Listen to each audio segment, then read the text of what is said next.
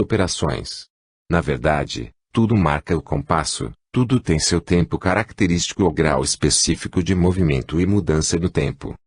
O giro dos elétrons, ou a ondulação das ondas eletrônicas, ou como preferir, a órbita dos planetas, dos sóis, dos universos, dos sistemas mais próximos aos mais longínquos, o fluxo e refluxo das marés, os respectivos índices de vibração de todas as coisas, a batida do metrônomo, o balanço do pêndulo, a sucessão das estações, o surgimento e o desaparecimento dos continentes, a sucessão de pensamentos, ideias e estados emocionais, os sucessivos povos, civilizações e raças, a recorrência dos estilos de roupas, departamentos, comportamentos, moral, filosofia, ciência, formas de religião e sabe-se lá mais o que, todas essas coisas, e tudo mais que pudéssemos nomear, ilustram a universalidade dessa grande lei cósmica do ritmo ou periodicidade.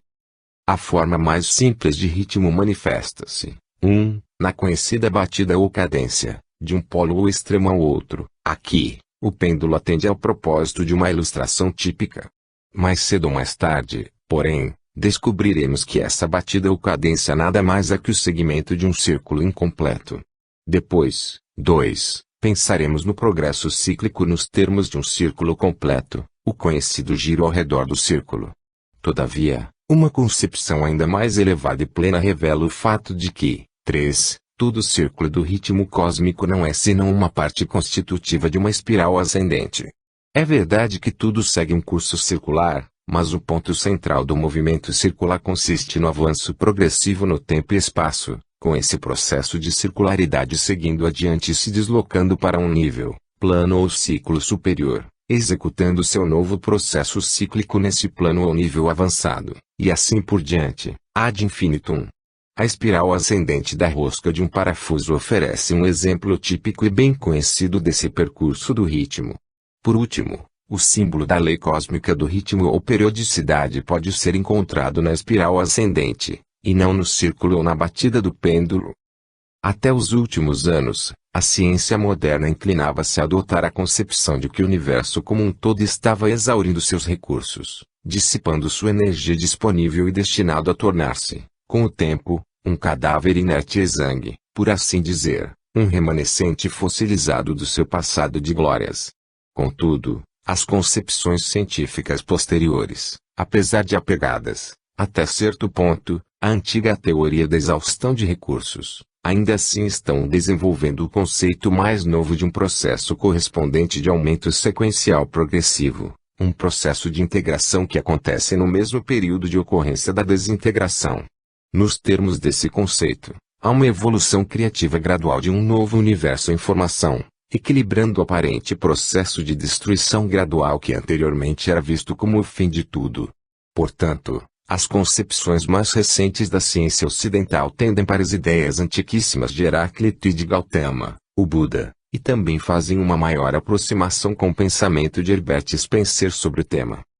A citação que apresentamos abaixo, de um texto escrito por C.W. Saleb em 1905, parece exprimir o pensamento científico atualmente aceito, só que 25 anos depois. A mim parece que o fato de a conservação de energia, ao nos ensinar que jamais ocorrerá a perda de uma quantidade ínfima dessa força, e que isso tampouco terá acontecido no passado submetido a exame junto com a teoria que nos ensina novamente, e no tom canônico da matemática de Heráclito e Herbert Spencer, que o cosmos persegue uma infinita sucessão de mudanças cíclicas, traz à imaginação um panorama de pura sublimidade. O escritor não pode senão prefigurá-lo, mas certamente o leitor, ao aceitar a concepção de energia, eternamente indestrutível, perscrutando eternamente essa trajetória cíclica, poderá concordar com minha opinião de que aqui temos, de fato, uma grandiosa epopeia. A esta altura, parece-nos apropriado por nosso leitor de sobreaviso, evitando assim que ele incorra num erro um tanto fácil, um erro de meia-verdade, que tem desempenhado seu papel na história do pensamento filosófico sobre o tema do ritmo cíclico, a saber, o erro da falácia da eterna recorrência, que surgiu nos primórdios da história da filosofia. Por exemplo, os estoicos, ou pelo menos alguns deles, Defendiam a ideia de que a história do mundo move-se em ciclos infinitos, através dos mesmos estágios. Da mesma maneira, os pitagóricos eram propensos a admitir o ponto de vista de que os mundos sucessivos assemelham-se uns aos outros até em seus detalhes infinitesimais.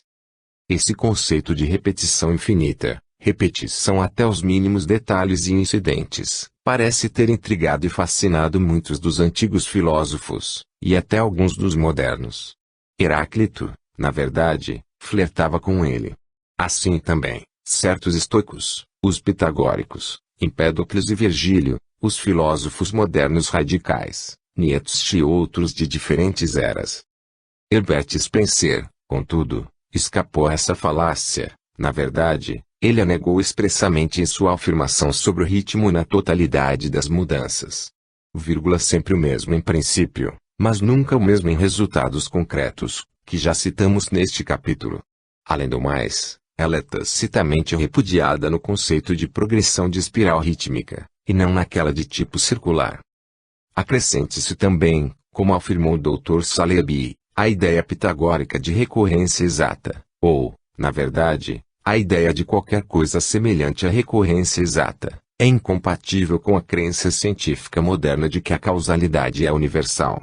Essa crença, se for verdadeira, implica que todo ato, por ínfimo que seja, afeta, em sua medida, todo o curso subsequente dos acontecimentos, de todos os acontecimentos. Uma afirmação que, como Newton nos ensinou, é literalmente verdadeira. De novo, a prova de que nos deparamos por todo lado com a variação, a variedade infinita, quando submetemos a exame a pequena porção do cosmos que está aberta a nosso escrutínio, indica-nos, por analogia, que não existe nada que se possa chamar de repetição exterior exata. Esperamos que o leitor nos perdoe a repetição, aqui, da afirmação fundamental de H.P. Blavatsky, para quem a natureza, como potência criadora, é infinita, e nenhuma geração de cientistas físicos pode jamais se vangloriar de ter exaurido a lista de seus meios, fins e métodos, por mais uniformes que sejam as leis que antecedem a doutrina secreta. Vol. 2. Não há, e jamais poderá haver, nenhuma coisa ou acontecimento exato e precisamente igual a qualquer outra coisa ou acontecimento, de acordo com o princípio da diferenciação, corroborado pela experiência universal e objeto de adesão do mais criterioso pensamento filosófico. A verdade geral da manifestação cósmica é a infinita variedade, modificação e diversidade, e a eterna repetição é impossível nos termos dessa lei. Por fim, para citar uma metáfora pertinente, a eterna recorrência, no sentido de exata repetição, é uma bolha de sabão com que as crianças crescidas da filosofia têm às vezes se divertido. A ideia de que o cosmos não é senão a cena de uma infinita repetição, exatamente das mesmas coisas e dos mesmos acontecimentos, sem nem mesmo a mais ínfima variação, é contrária à razão, e também à intuição, é refratária a ambas, bem como a nossa natureza emocional. Representa apenas uma perturbadora inquietação da filosofia em alguns de seus estágios, a obsessão da futilidade. Muito mais satisfatória ao intelecto, agradável à intuição e reconfortante à natureza emocional, é a ideia análoga ao conceito do ritmo espiralado do processo cósmico, isto é, a ideia do eterno progresso com infinita variedade. Muito mais satisfatória a todos esses campos da mente é a ideia e o conceito expostos por Lotz em sua obra Microcosmos, a série de períodos cósmicos em que todo elo, unido a cada um dos outros, faz com que a ordem sucessiva dessas secções componham, por assim dizer, a unidade de uma melodia cujo tema é desenvolvido sempre para frente. Por último, como já vimos, é igualmente verdadeiro que, por um lado, a variação e a diferenciação infinitas se mantêm, e, por outro lado, que toda variação e diferenciação se incorporam numa unidade infinita. O que temos aqui são relatos axiomáticos de razão e intuição, sua negação é inconcebível. Involução, evolução. A involução sempre precede a evolução. Incorporado ao princípio geral da lei cósmica do ritmo ou periodicidade, e associado ao seu campo de atividade, encontra-se o princípio de involução, evolução, que pode ser formulado da seguinte maneira. Involução e evolução são os aspectos paralelos aos polos contrastantes de um grande processo. O que é evoluído como subsequente deve ter sido anteriormente incorporado ao antecedente. Por evolução, queremos dizer desdobramento. Por conseguinte, referimos-nos a um processo gradual de desenvolvimento e formação. A definição mais técnica é a série de mudanças sob a lei natural que implica o progresso contínuo da estrutura homogênea para a heterogênea, e do uno e simples para o diverso e múltiplice, em qualidade ou função. Por involução, queremos dizer envoltório, envolvimento, ocultação, encobrimento, inserção, etc. A doutrina geral da evolução é aceita, em princípio, por todo o pensamento filosófico e científico da presente época, ainda que seus detalhes certamente continuem sujeitos, e provavelmente nunca deixarão de estar, às investigações e hipóteses subsequentes. Sua presença é visível e operativa nos campos da física, biologia, sociologia, história, ética, comportamento e, na verdade, em todos os campos das atividades cósmicas. Sobre isso já falamos em nossas considerações sobre os respectivos temas da atividade cósmica e da mudança cósmica, e também em conexão com o ritmo cósmico geral, na presente sessão. Contudo, é muito mais antiga em seus princípios gerais do que os preceitos da ciência moderna. De alguma maneira, é conhecida há tempos imemoriais. Esotericamente explicada e justificada, é uma das partes da doutrina secreta da filosofia esotérica, e, ao longo de muitas eras ancestrais, fez parte do seu ensinamento. Todavia, a doutrina da involução, como um precedente necessário à subsequente evolução, não recebeu a devida atenção nas mãos da ciência moderna. Na verdade, a ciência moderna ignorou-a taticamente, embora ela seja claramente indicada como uma doutrina paralela à evolução, e como um precedente necessário a esta última. É provável que a tendência descendente, o caminho descendente, observado na evolução, e chamado por Herbert Spencer de dissolução, tenha funcionado de modo a desviar o pensamento científico dos aspectos mais profundos e fundamentais de certos ritmos ainda maiores, que só são explicáveis à luz da hipótese da involução. O raciocínio criterioso traz consigo a narrativa inevitável de que, antes que qualquer coisa possa ser proposta, desenvolvida ou expandida, ela deve ter sido imanente num primeiro momento, e implícita naquilo que subsequentemente a faz ser proposta, desenvolver-se ou expandir-se. Ela constata, para usarmos termos coloquiais, que não há nada que se possa obter de alguma coisa, a menos que o obtido tenha sido anteriormente agregado a tal coisa. Ou, de forma mais precisa, aquilo que evolve, como subsequente deve ter estado previamente incorporado ao antecedente. Por exemplo, o conhecido caso da energia mecânica, onde o que foi extraído para fins de trabalho deve ter estado anteriormente envolvido e presente na máquina em questão. As leis da mecânica fornecem muitos exemplos confirmatórios desse processo. Como ilustração desse princípio, há também o conhecido adágio: a água só se eleva até o nível mais alto de sua nascente. Para fins de repetição, temos os conhecidos exemplos do carvalho embrionário, envolvido pela bolota antes de entrar em processo de evolução, e o do frango embrionário, envolvido pelo ovo do qual irá evoluir na sequência. A natureza oferece incontáveis exemplos desse tipo na vida das plantas e dos animais. Na verdade, todo o processo de evolução tem por base esse princípio. Além disso, as fases alternativas descendentes e ascendentes, os processos semelhantes a ondas, as sequências ondulatórias tão universais nas atividades naturais em geral, em harmonia com a mudança e o ritmo, são, de fato, exemplos de involução e evolução, ainda que esses termos não lhes sejam comumente aplicados. Nos preceitos esotéricos antigos atribui-se um lugar de grande importância aos princípios de involução e evolução, e essa importância chega, inclusive, aos campos de atividades que transcendem os nossos próprios, como veremos a seguir. Nessas filosofias, os processos cósmicos análogos em questão, de natureza transcendental, são comparados às correntes alternativas, uma que flui, outra que reflui, que são consideradas vigentes e operativas em todos os campos da atividade natural, mesmo no caso do assovio do vento, quando entra pelo buraco de uma fechadura, ou quando sai ao encontrar espaço livre. Uma vez que a atenção se volte para o princípio da involução-evolução, passaremos a vê-la em operação por toda parte.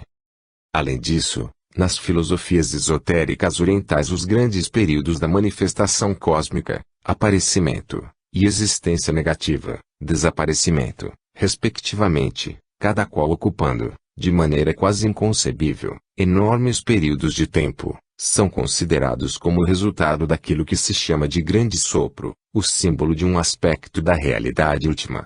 Na operação desse grande sopro manifesta-se uma involução cósmica que constitui um precedente necessário à evolução cósmica como um todo. No interior desta última, há momentos revolucionários e outros de muito maior lentidão, engrenagens demasiado complexas e de difícil entendimento, por assim dizer traço. Mas a evolução do grande sopro encontra-se acima de tudo isso. Nesse processo, o espírito, um aspecto do princípio último, primeiro envolve a matéria, em uma série de passos ou estágios descendentes, com estados correspondentes de ser. Depois, a maré muda e a matéria expande aos poucos o espírito previamente contido nela. Isso constitui uma série espiralada ascendente de estágios de ser, de vida e consciência.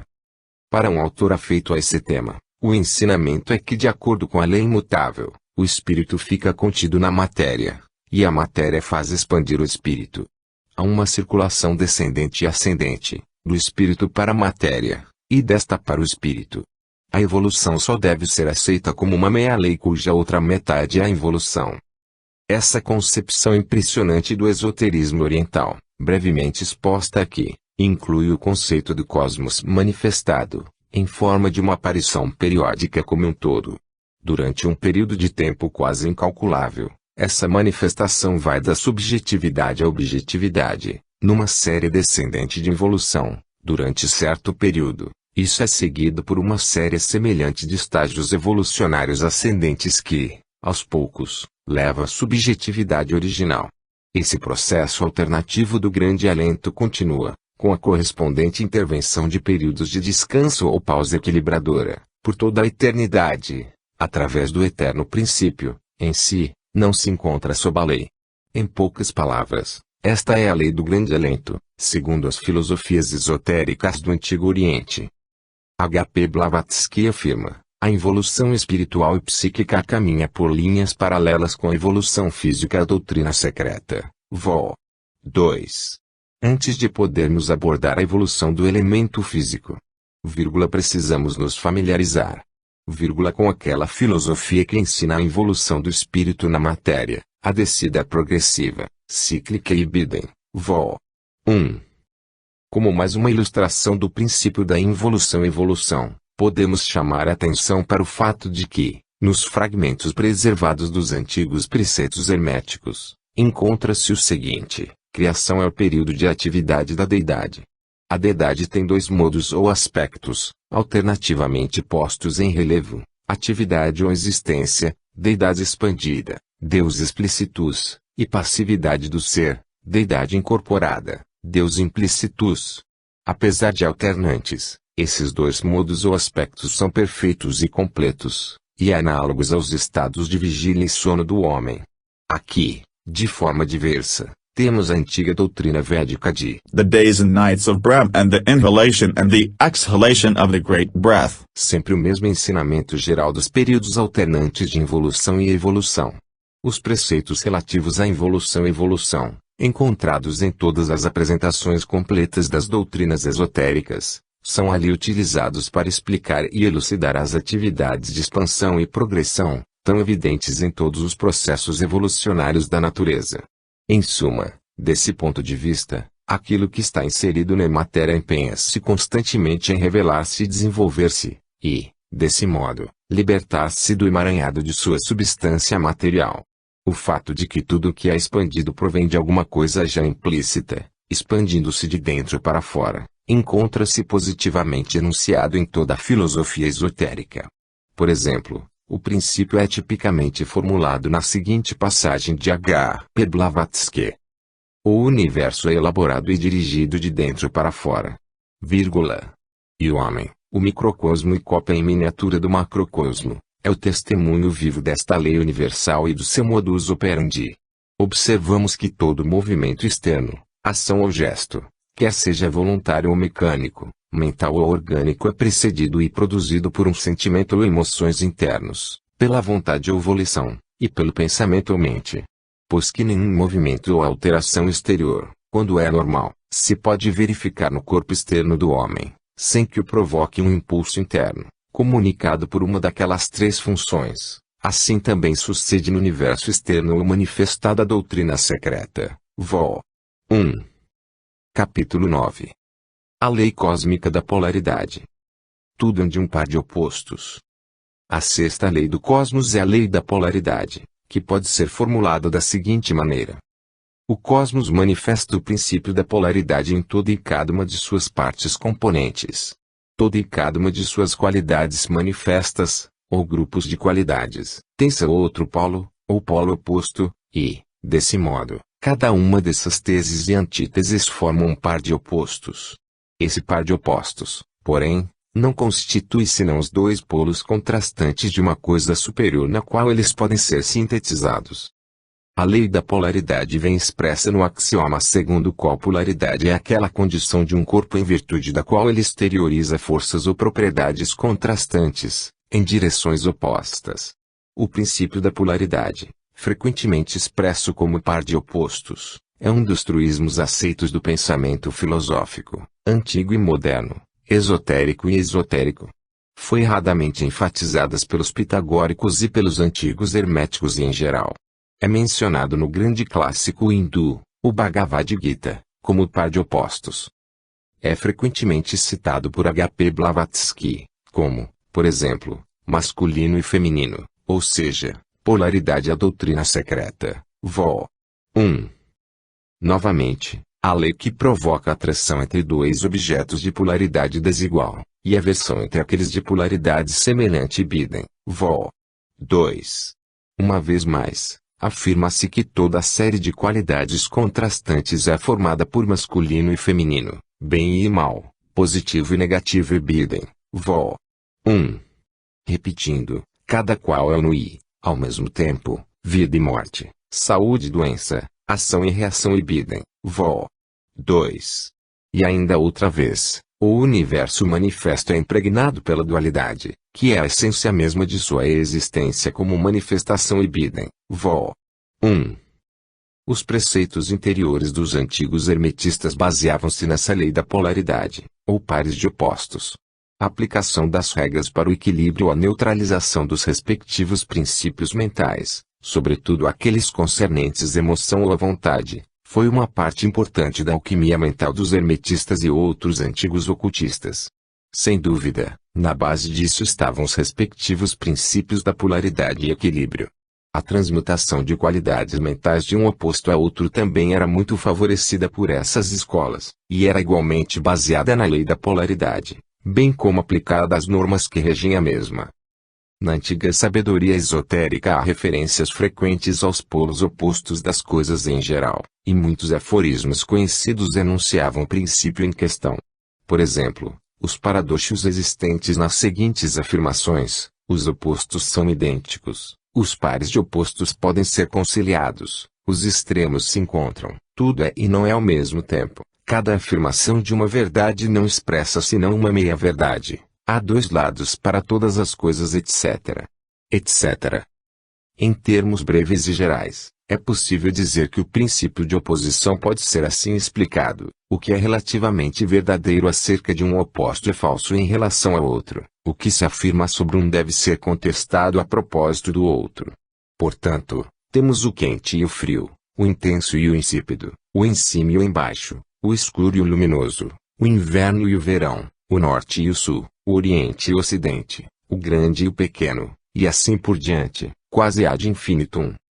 Sem dúvida, é possível objetar que os exemplos citados são apenas grupos relativos de qualidades, atributos ou propriedades, e não coisas em si mesmas, consideradas a parte de seus atributos, mas isso é igualmente verdadeiro no que diz respeito a qualquer coisa fenomênica no cosmos. Esses não passam de um feixe de atributos que, em sua combinação e disposição particulares, constituem o caráter da coisa particular, como vimos ao examinarmos a lei da composição.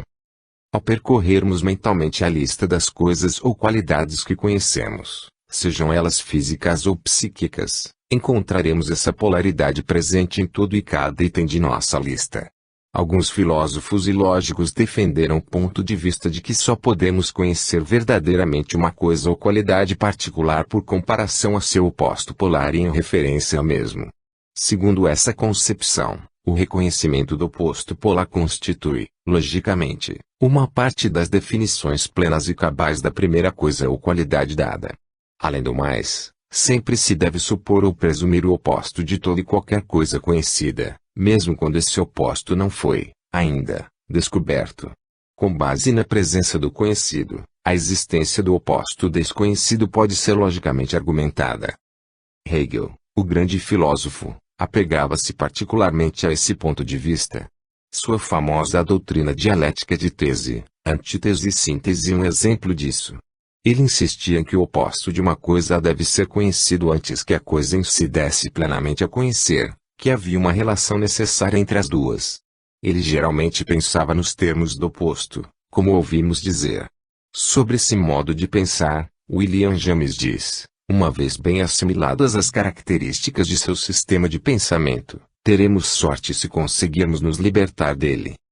A citação abaixo, extraída das páginas de Ralph Waldo Emerson, explicarão mais profundamente os pontos de vista acima mencionados acerca desse ensino geral sobre esse tema específico. A polaridade, ou ação e reação, encontramo-las em toda parte da natureza, na escuridão e na luz, no calor e no frio, no fluxo e refluxo das águas, no masculino e feminino, na inspiração e expiração das plantas e animais, na equação de quantidade e qualidade dos fluidos do corpo animal, na sístole e diástole do coração, nas ondulações dos fluidos e do som, e na gravidade centrífuga e centrípeta, na eletricidade, no galvanismo e na afinidade química. Sobrepõe a magnetismo na extremidade de uma agulha, o magnetismo oposto ocorrerá na outra extremidade. Se o sul atrai, o norte repele.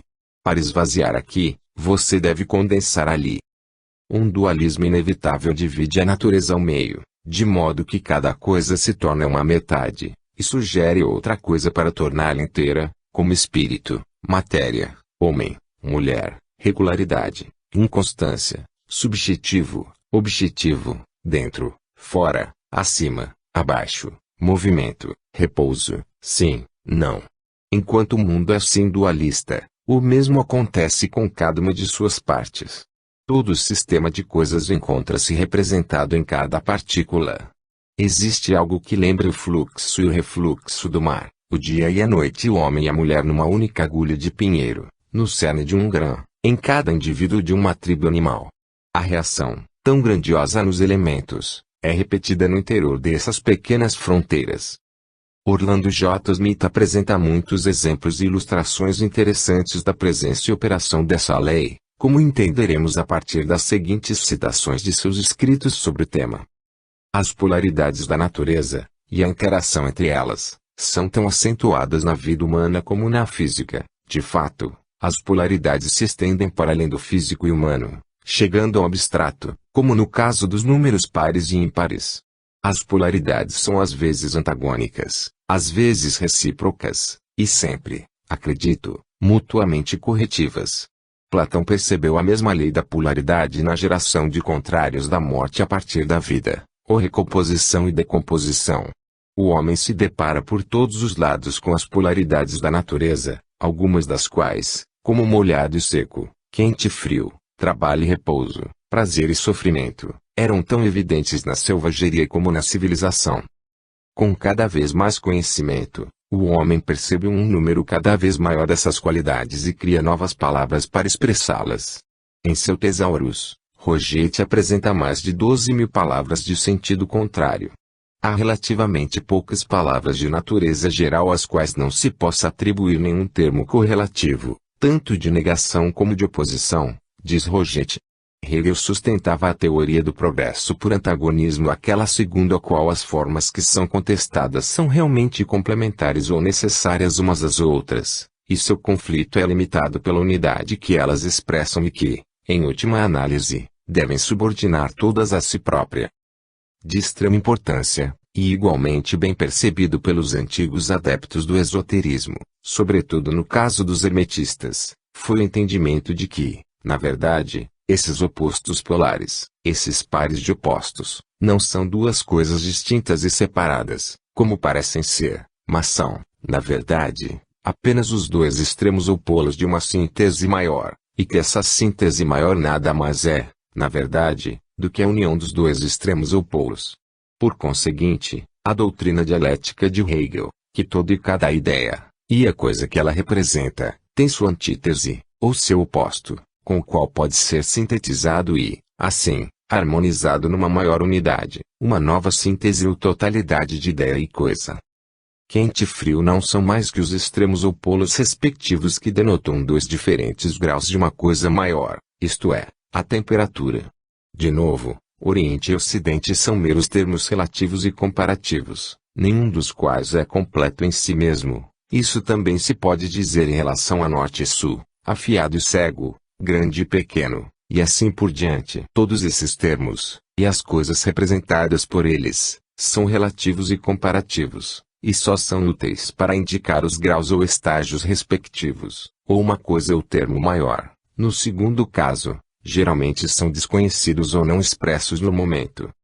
Um escritor dedicado ao tema geral da filosofia hindu, Sarvepalli Radhakrishnan, diz sobre isso: a antítese de causa e efeito, substância e atributo, bem e mal, verdade e erro, etc., deve-se à tendência humana de separar termos que são relacionados.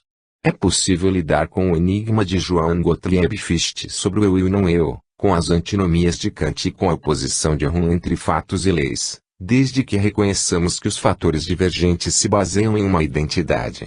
A concepção budista é representada pelo seguinte trecho de uma obra muito pequena e muito boa sobre o tema geral do budismo, a saber, os pares de opostos, as infinitas séries de princípios aparentemente contrários. São praticamente fatos complementares de um todo comum. Um exemplo conhecido dessa questão é o fato de que, se uma pessoa viajar ao redor da Terra seguindo em direção a leste, ela voltará ao ponto de onde partiu no oeste. O extremo oriente e o extremo ocidente representam a mesma localidade. Os dois termos representam visões contrastantes relativas e comparativas. Da mesma maneira, para um homem situado no Polo Norte, qualquer direção significa sul, e, caminhando em linha reta, ele será obrigado a avançar em direção ao sul, a despeito de como ele introduza mudanças em sua trajetória. Em geral, as diferenças nas respectivas qualidades das coisas não passam de uma questão de diferença em graus da maior síntese dos dois opostos. Se aplicarmos esse teste a quaisquer conjuntos de qualidade contrastantes e opostos, como afiado, cego, pesado, leve, escuro, claro, etc., descobriremos essa regra por nós mesmos. Isso também se aplica às qualidades emocionais, bem como às físicas, como no caso do amor e ódio, etc. O princípio geral da polaridade, e o de tese, antítese e síntese, podem ser aplicados às atividades da vida e do pensamento humanos, bem como àquelas do mundo físico. Dissemos que se alguém avançar em direção a qualquer polo específico de uma coisa qualquer, e seguir em frente, ele terminará por alcançar o polo oposto da coisa. Em última análise, toda essa viagem física ou mental é circular. O ódio intenso transforma-se em amor ardente, o amor ardente, em ódio intenso. O metal fundido, quente, e o ar líquido, intensamente frio, produzirão os mesmos tipos de queimaduras na pele, e a mesma sensação de dor.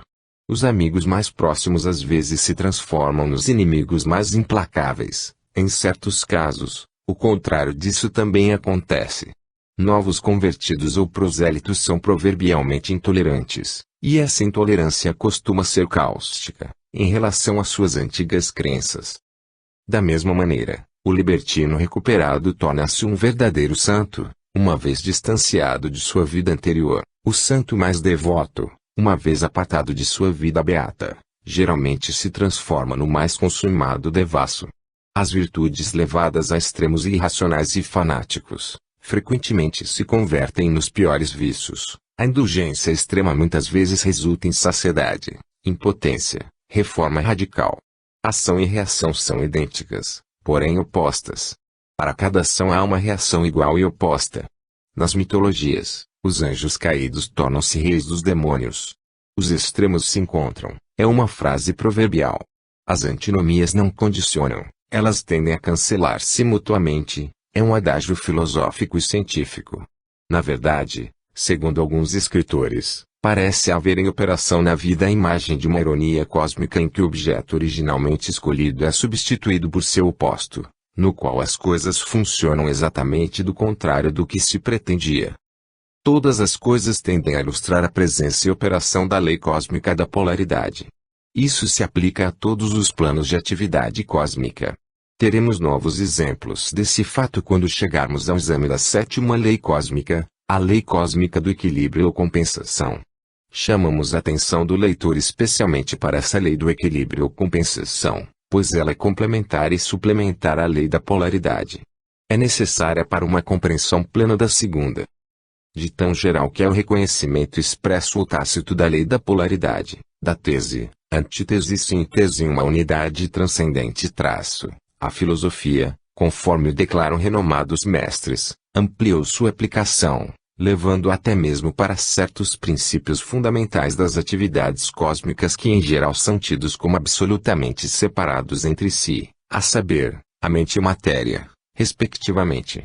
Durante longos períodos da história filosófica, houve uma discussão cáustica sobre a questão de qual desses dois princípios, a mente ou a matéria, era a realidade fundamental, e qual era o subproduto meramente epifenomênico.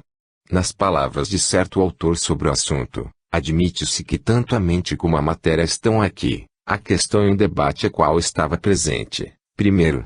Esse era, de fato, o ponto de disputa entre as escolas rivais de materialismo e idealismo, respectivamente. Herbert Spencer, porém, apesar de reconhecer os respectivos méritos de ambos os lados, forneceu o elo perdido da síntese ao postular as atividades tanto da mente quanto da matéria como aspectos polares coexistentes de uma realidade subjacente que transcende a ambos, considerando-se a realidade subjacente como incognoscível. Em suma, ele sustentava que as atividades da mente e as atividades da matéria são, igualmente, nada além de fenômenos, os aspectos duais de uma energia última que deve, por necessidade, permanecer sempre incognoscível às nossas mentes finitas, que só podem conhecer coisas relativas e condicionadas do mundo fenomênico. A propósito, porém, o budismo sempre sustentou que a matéria fenomênica e a mente fenomênica são simplesmente opostos polares, e podem ser sintetizadas em forma de uma unidade superior, embora esta última esteja além do pensamento finito. Além do mais, os preceitos esotéricos em geral sempre defenderam essa posição, e disso nos dá testemunho a seguinte afirmação categórica de H.P. Blavatsky. Mas, logo que saímos, em pensamento dessa, para nós, negação absoluta, absolutidade, surge o dualismo no contraste entre o espírito, ou consciência, e a matéria, entre o sujeito e o objeto. O espírito, ou consciência, e a matéria devem ser, no entanto, considerados não como realidades independentes, mas como duas facetas ou aspectos do absoluto, que constituem a base do ser condicionado, seja subjetivo ou objetivo. Vírgula. Assim como a ideação pré-cósmica é a raiz de toda consciência individual, também a substância pré-cósmica é o substrato da matéria nos seus diversos graus de manifestação. Vírgula. Daí resulta que o contraste desses dois aspectos do absoluto é essencial para a existência do universo manifestado. Vírgula, que é informado pela dualidade, que vem a ser a essência mesma de sua existência como manifestação.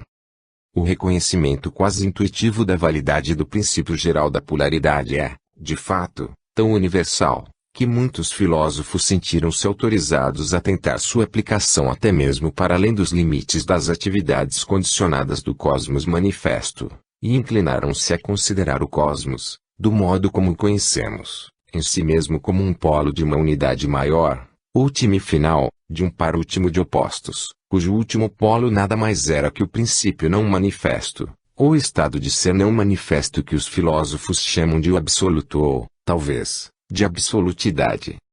Portanto, Herbert Spencer viu-se forçado a postular a presença de um eterno absoluto, ou um estado de eterna absolutidade não condicionada, que transcende e se sobrepõe aos estados fenomênicos, relativos e condicionados do ser cósmico. Spencer sustentava que esse postulado era necessário devido à sua percepção do oposto nele contido, isto é, o universo de relatividade, mudança e impermanência.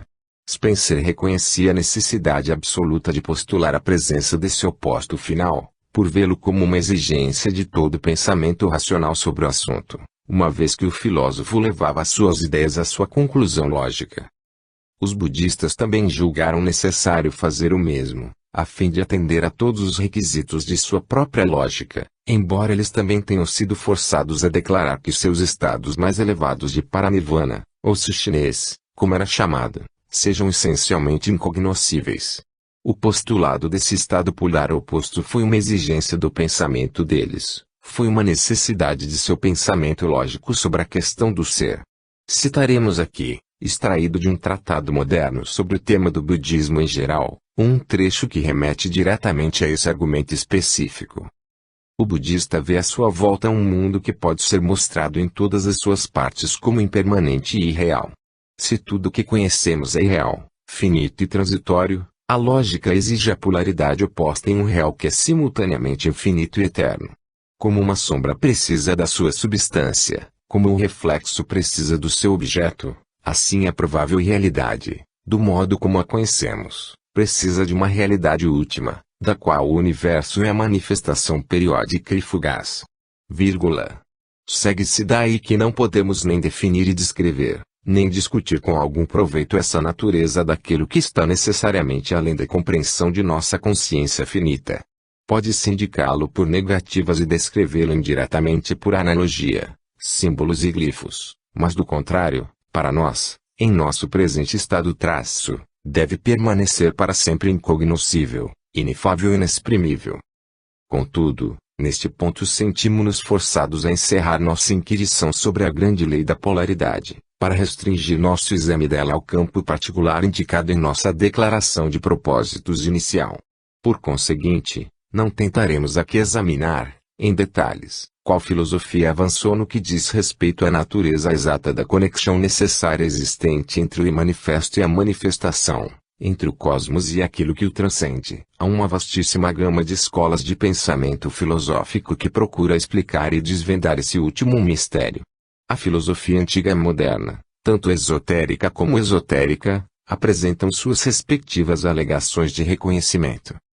A chamada concepção panteísta geral, em suas muitas formas abertas e dissimuladas, apresenta uma solução atraente desse problema em seu esplêndido tríplice postulado, segundo o qual, a. O eterno infinito está sempre presente e imanente em toda a natureza manifesta, b. Toda a natureza manifesta está presente e eterna na totalidade do eterno infinito, como um conteúdo nele implícito, mas não como sua totalidade, c. E, portanto, fica estabelecida a unicidade e unidade essenciais do manifesto e da manifestação.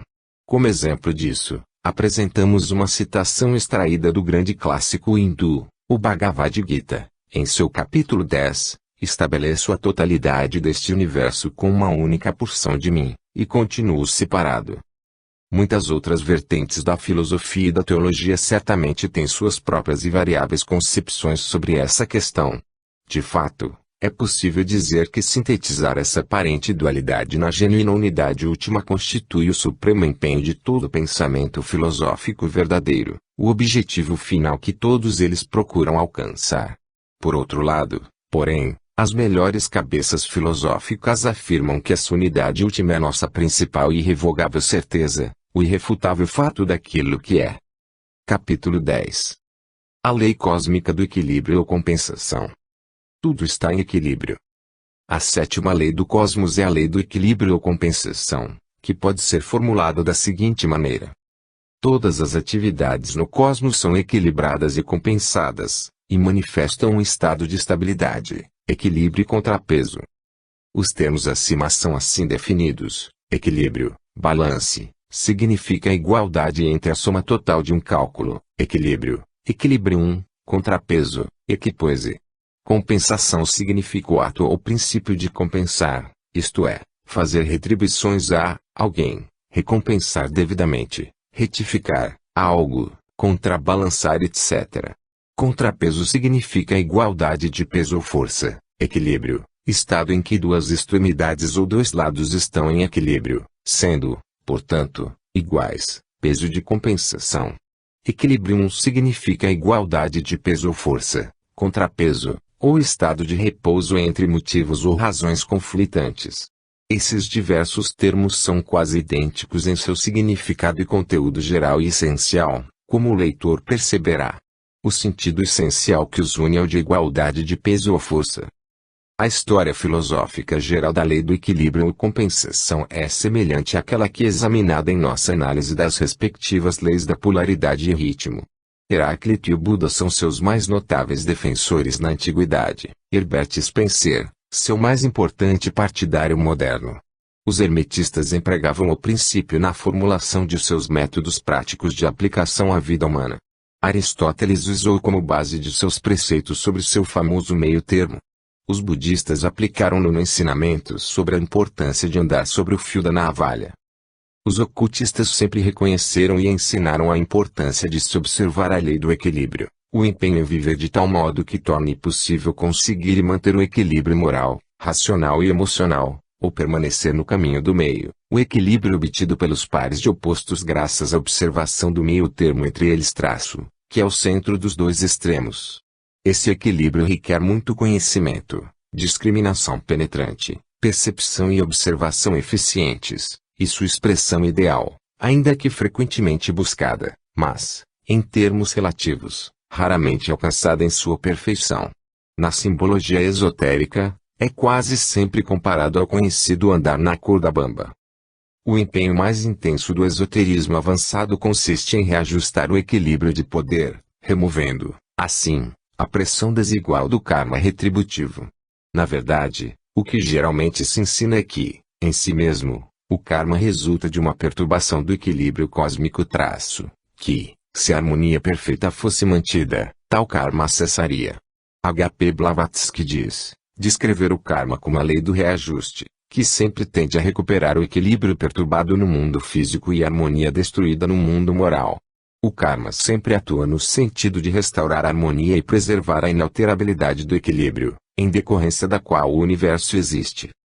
Em geral, a lei do equilíbrio ou compensação tem um número quase infinito de possibilidades de aplicação.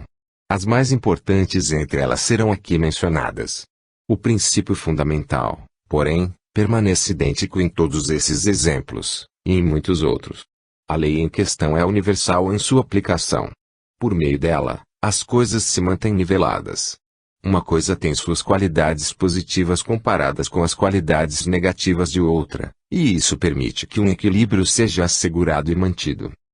Por exemplo, nos casos apresentados a seguir, as forças centrípetas e centrífugas tendem a equilibrar-se mutuamente, o que lhes assegura a criação de equilíbrio. Se não for controlado em seu desenvolvimento e reprodução, uma espécie de coisas vivas infestará rapidamente o planeta. Contudo, o equilíbrio necessário é sempre garantido por outras, o que impede o predomínio do desequilíbrio. Quando, por ignorância, o homem às vezes perturba temporariamente esse equilíbrio da natureza e da vida, ocorre uma infinidade de problemas, como bem o sabe a ciência. A vida vegetal serve à vida animal com os necessários elementos e combinações químicas, e vice-versa, cada qual fornece o que é de importância vital para o outro, aquilo que, em resumo, lhes permite alimentar-se e respirar. As diferentes forças da natureza envolvem-se em constantes conflitos, mas seu equilíbrio produz os resultados necessários para levá-las a uma interatividade harmoniosa. Já se disse que com dois grupos de forças contrárias em conflito, o universo vivencia uma infindável distribuição e ajuste de seu conteúdo. Sem a lei do equilíbrio, o cosmos não poderia existir enquanto tal. A lei está inextricavelmente ligada às atividades cósmicas. No cosmos, a lei e a ordem dependem do contrapeso e do equilíbrio. O professor Garrett P. Service diz, a ciência física desconhece qualquer violação da lei das equivalências, e não pode sequer imaginar tal violação. Em todas as coisas de que a ciência se ocupa, A começar pela terceira lei de Newton, segundo a qual a toda ação corresponde uma reação de mesmo valor e direção, mas com sentido oposto, a teoria tem um perfeito equilíbrio. John Fiske afirma, considerados em seus sentidos mais amplos, todos os processos que temos visto cooperar na evolução dos organismos são processos de equilíbrio e ajuste. Herbert Spencer usa os termos equilibração e equilíbrio de modo intercambiável. Diz ele, essa coexistência universal de forças antagônicas, que precisa da universalidade do ritmo e da dissolução de cada força em forças divergentes, precisa, ao mesmo tempo, da instituição essencial do equilíbrio. Ele também diz que a lei de equilibração, a cujas origens estamos agora remontando o traço, apresenta-o a cada momento no equilíbrio das forças mecânicas, de hora em hora no equilíbrio das funções, de ano a ano nas mudanças de estado que contrabalançam as mudanças de condição, e, por último, na completa suspensão dos movimentos vitais quando da ocorrência da morte. Em seu famoso ensaio sobre o naturalismo, John Burroughs assinalou as operações da lei do equilíbrio na natureza. Em suas palavras, nas regiões selvagens, nos rincões mais agrestes, uma forma de vida devora a outra, mas o equilíbrio é mantido pela natureza.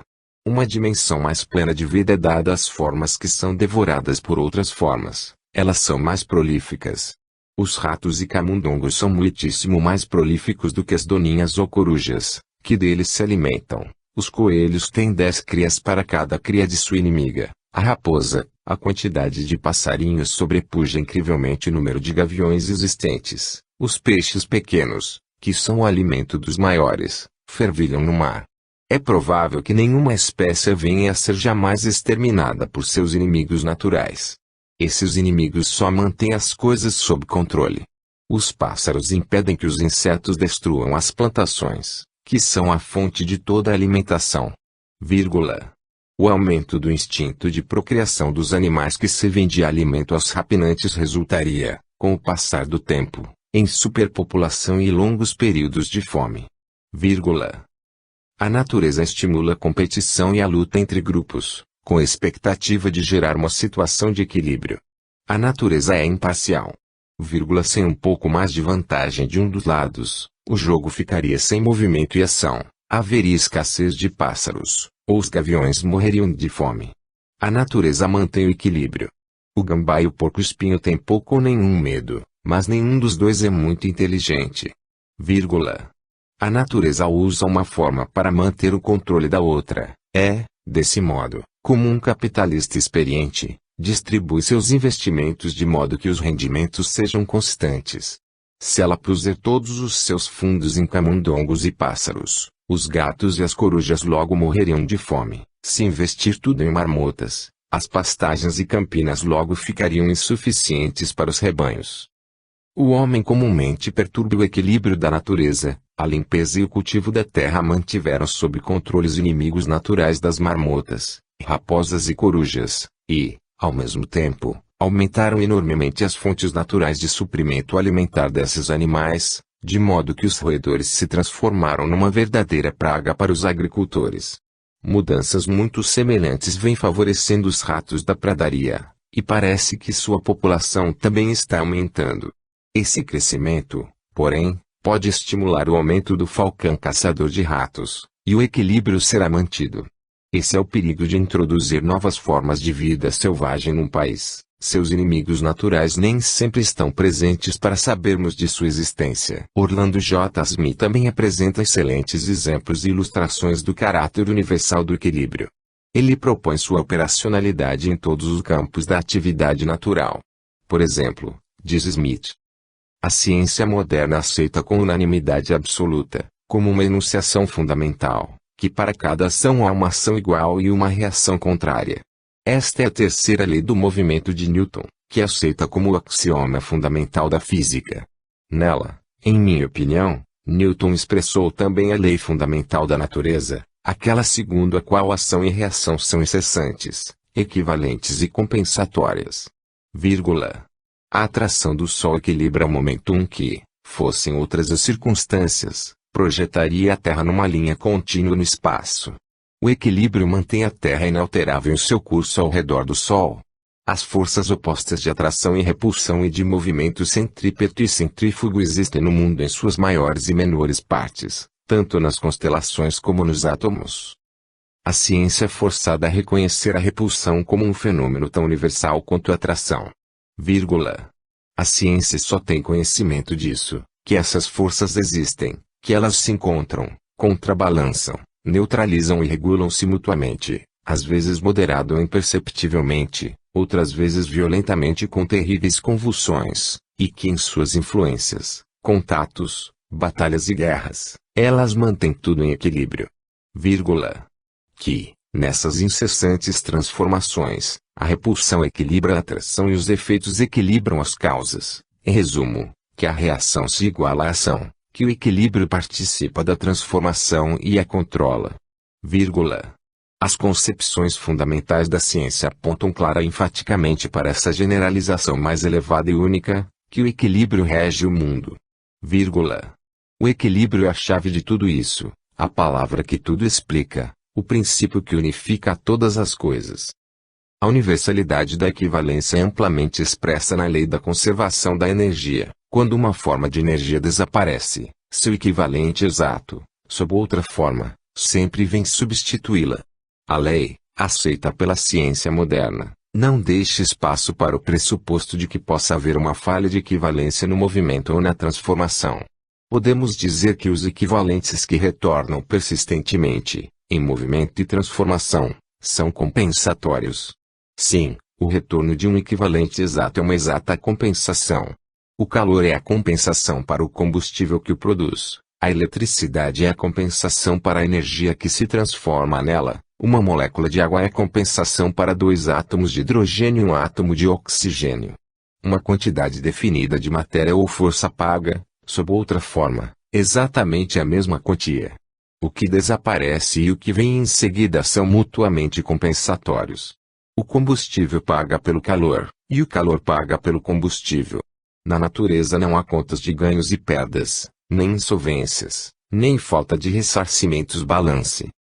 Em sua fase especial de compensação, a lei do equilíbrio opera no sentido de retribuir e indenizar, faz um importante trabalho desse tipo, particularmente nas formas superiores de vida.